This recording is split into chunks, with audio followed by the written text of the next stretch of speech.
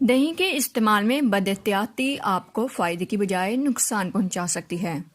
دہی کو عام طور پر ہم ہاضمے کے لیے استعمال کرتے ہیں۔ یہ وٹامن اے، وٹامن B6 کے ساتھ B12 اور لیکٹک ایسڈ پر مشتمل بہترین قدرتی غذا بھی ہے۔ آپ کو اس بات کا علم ہونا چاہیے کہ دودھ میں بیکٹیریا کے عمل سے دہی بنتی ہے۔ طبی ماہرین کے مطابق دہی میں موجود بیکٹیریا جسم کے لیے فائدہ مند ہوتے ہیں، مگر بہت ساری چیزوں کے ساتھ ان کا رد عمل شدید ہو سکتا ہے۔ اس لیے دہی کے استعمال میں احتیاط بہت ضروری ہے۔ تفصیل سے پہلے ایک بات بتاتے چلیں کہ اگر صحت کے متعلق مزید انفارمیٹیو ویڈیوز دیکھنا چاہتے ہیں تو ایک بار اس channel natural health and beauty tips کو ضرور وزٹ کر لیں۔ اب بڑھتے ہیں اپنی ویڈیو کی جانب۔ دہی کے استعمال میں احتیاط۔ نمبر 1، سب سے پہلی بات کہ دہی کو رات کے وقت کبھی نہ کھائیں۔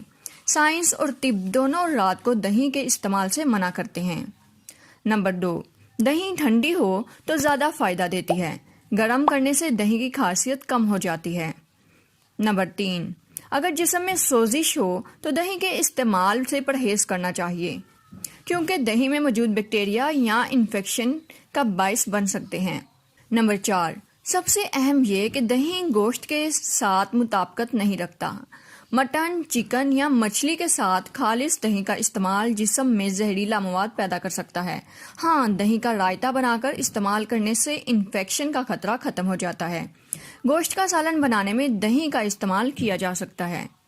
نمبر 5، دہی کو لمبے عرصے تک روزانہ استعمال نہیں کرنا چاہیے، بلکہ دہی کا استعمال مختلف اوقات میں کر سکتے ہیں، مثلا ناشتے کے ساتھ، کبھی دن میں، یا کھانے کے ساتھ کبھی رائتہ یا لسی بنا کر، تو اس طرح اس سے زیادہ فائدہ حاصل ہو سکتا ہے۔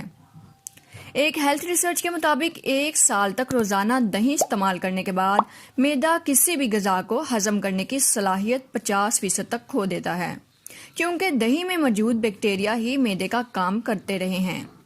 نمبر 6، دہی کو پھلوں کے ساتھ استعمال کرنے سے بھی گریز کرنا چاہیے، کیونکہ دہی کے اجزاء تمام پھلوں سے کمپیٹیبل نہیں ہوتے۔